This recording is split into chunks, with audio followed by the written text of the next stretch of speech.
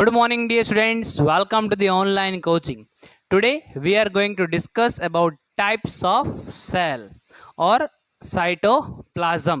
दो चीज पे हम डिस्कशन करेंगे आज. एक रहेगा हमारा साइटोप्लाज्म, दूसरा रहेगा हमारा टाइप्स ऑफ सेल. तो पहले हम डिस्कस कर लेते हैं type of cell, because last lecture में हमने न्यूक्लियस डिस्कस किया था. According to text book nucleus के टॉपिक ख़त्म होने से पहले ही यूकैरियोटिक और प्रोकैरियोटिक को हमें समझाया गया है. तो पहले हम ये करेंगे eukaryotic and prokaryotic. Dear students, pro का मीनिंग क्या होता है? प्रो का मीनिंग होता है प्रिमिटिव और प्राइमरी, और कैरियोटिक का मीनिंग होता है न्यूक्लियस. ठीक है. सो प्रिमिटिव और प्राइमरी न्यूक्लियस. और यू का मीनिंग क्या होता है? यू का मीनिंग होता है ट्रू. यू का मीनिंग हो जाता है true.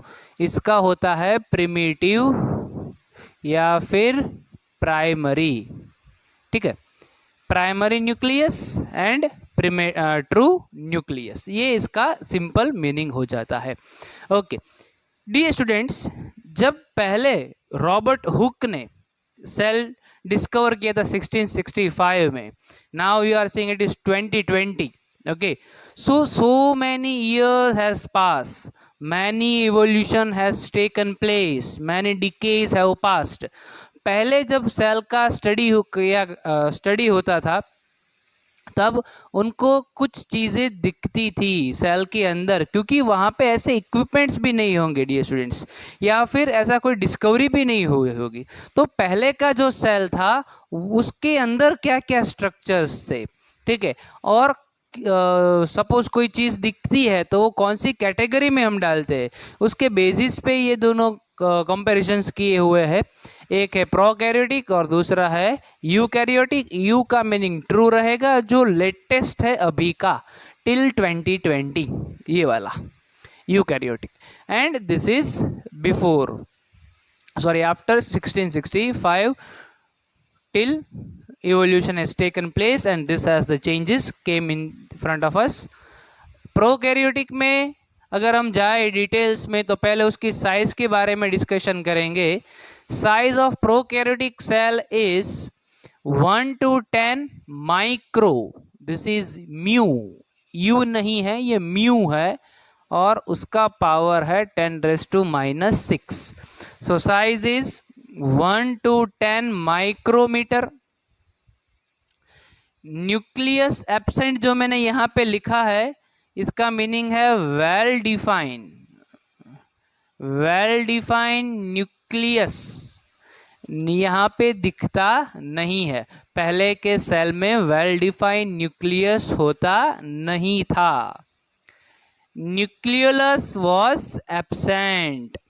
Cell organelles absent. Introduction का जब मैंने लेक्चर लिया था तभी मैंने आपको पढ़ाया था सेल ऑर्गेनल्स में कौन कौन सी चीज़ें आएगी.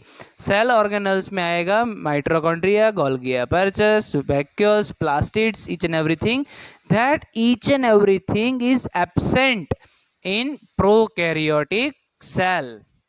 और क्रोमोसोम्स जो है वो सिंगल क्रोमोसोम्स ही मिलेंगे. So in prokaryotic cell we are getting a single chromosome. Cell organelles are absent, nucleolus is absent, well defined nucleus is absent, and size is 1 to 10 micrometer. And prokaryotic means primitive or primary nucleus.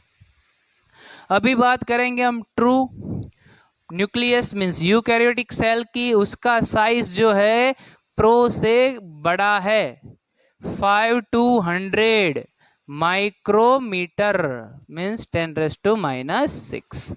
इसमें well defined nucleus रहता है. Well defined nucleus is present, nucleolus is present, because nucleolus is inside the nucleus.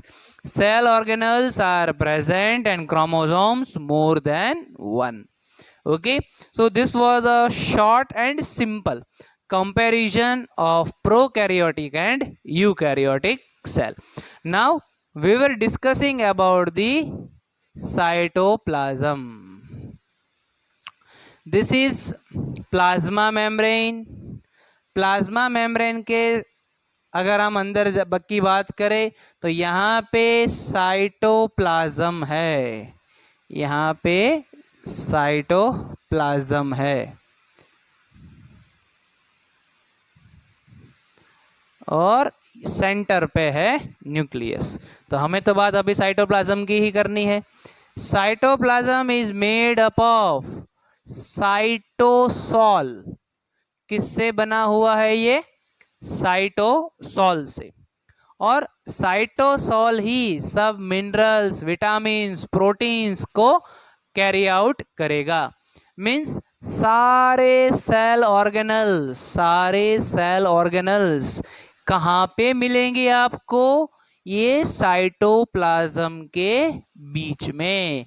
Means ये जो पूरा liquid है यहीं पे आपको माइटोकॉन्ड्रिया, गोल्गी एपैरेचस, ईआर, फिर वैक्यूल्स, प्लास्टिड, सब कुछ जो होगा सेल के अंदर वो इस लिक्विड के अंदर ही मिलेगा।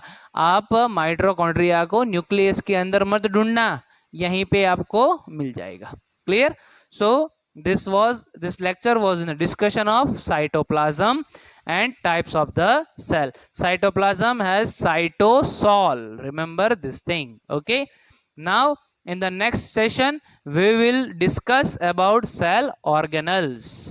Okay. Thanks for watching this video, dear students. Thank you so much.